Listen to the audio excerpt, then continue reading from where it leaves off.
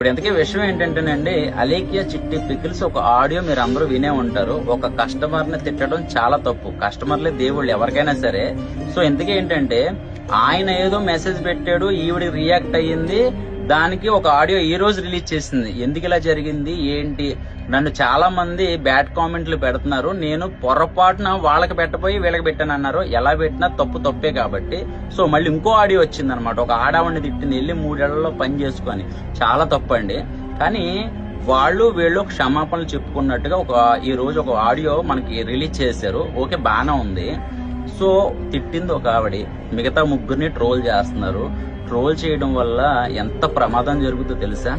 ఎంత బలమైన ఆడదైనా, ఎంత ధైర్యం ఉన్న ఆడదైనా రాత్రి పడుకునేటప్పుడు ఏంటి ఇంత బ్యాడ్ అయిపోయేంటని బెంగ పెట్టుకుని, ఎవరో ఒకళ్ళు సున్నితమైన మనసు ఉంటది కదా, వీళ్ళకి సంబంధం ఏంటి నన్ను ట్రోల్ చేయడం అని ఆత్మహత్య చేసి చచ్చిపోతే మీర్రా రెస్పాండ్ అయ్యేది?